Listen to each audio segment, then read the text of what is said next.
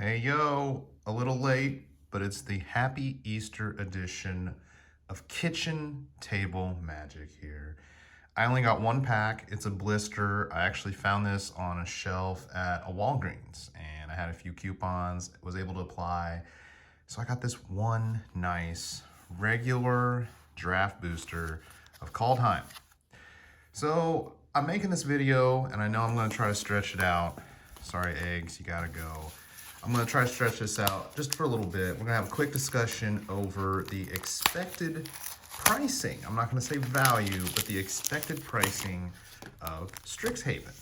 Now, as it stands right now, I'm gonna pull it up here on the screen. We have the top, I'll just name off the top 8 cards. Okay, now this is excluding alternate arts or showcase arts or foils or whatever. We have Jadzi, which is the super powerful 6 and 2 blue 5/5 human wizard, which basically it's also a flip card. Can put lands into its you're just playing a bunch of lands, or when you cast an instant or sorcery, the Magecraft ability lets you just keep digging down into your library, and if you basically can play any type of non-land card for just 1 colorless mana, which is crazy. But if it's a land, it just goes straight into the, I mean, it's like a, what is it, Coiling Oracle or a Growth Spiral. Literally, like, you get to put in a land, or, I mean, it's essentially like drawing a card. So we got that as our number 1. We got Professor O, you know, Angelina Jolie, hotness, Professor Onyx, who, that is the card I want out of the set, just mainly for my Turgid deck. And Kasmina, which I am actually shocked its value is this high already. It basically gives all, it's like a teacher planeswalker, and you get to not only use her, but all your other planeswalkers can use her abilities. So it's kind of like a reverse Nicol Bolas from War of the Spark. Rounding out the top 5, Harness Infinity, really cool Seb art. I have no idea how to exploit that card, but it just seems so cool. And I know I'm not a big, like, flashy type card player, but the full art looks, or the showcase art on that looks so awesome without the frame, because I saw you can order, you can back Seb's Kickstarter and get, you can get that card or the artwork on a playmat. And I mean, a playmat, you know, it's usually, you know, a rectangle. The wideness of it looks so cool, and I just want it. I want the showcase version of that. It's a mythic though, but again, it's 1 colorless, 3 black, 3 green, and you basically swap your hand and your graveyard, and then you exile it. But because it's instant speed, you could do this at the end of your opponent's turn and have your entire graveyard as your hand as you start the match or start your next turn, which is really cool.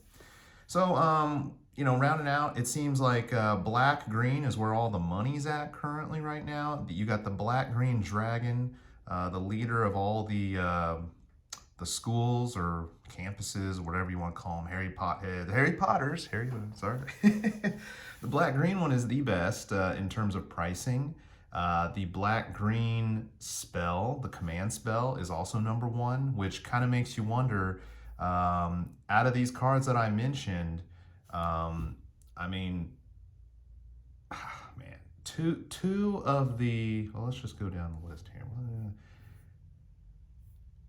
1, 2, okay, so if you were to get value out of this, and let's move over into the pre-release packs. If you were to get a pre-release pack, and you got to pick your school, just kind of like how you did with the last Ravnica ones, where you picked the guild. You're going to get a guild foil stamped card, or in this case, one of the schools. I think your best bet is to pick the Simic color or the Golgari colors, because that is where, I mean, all the money is going right now. And of course, you know, it's not a, you know, bad per se, but really, if you're looking at that, that is where, you know, the odds are you're going to pull one of these rares or mythics as one of those foil, you know, foily stamped cards, and you can get the money from that. Again, personal preference, just kind of depends on how you want to play it. You know, you might not want the cards, you might not play them, but money wise, as of right now, that's where the money's at. So looking down the list, I'm just gonna go with the most expensive rare in the set. Again, we are like 2.5 weeks away from this actually going live. I'm gonna say the most expensive rare right now is the Wandering Archaic, which basically lets you copy spells unless your opponent, or when your opponent casts an instant or sorcery spell, if they don't pay a tax on it, you get to copy it. That is the most expensive rare right now, followed by the Strixhaven Stadium as the number 2 rare. Looking at uncommons, I'm going to go down the list here. Uncommon pre-release. Wow, it doesn't even look like, okay, it looks like Witherbloom Apprentice, the black-green druid, or I guess the 2/2 wizard, whatever you want to call it, with the magecraft, which creates an instant win con, actually. That's the most expensive uncommon. And the most expensive common is Eureka Moment, and it's a Simic color. And you draw 2, a green and a blue, you draw 2 cards, and you put a land from your hand into the battlefield.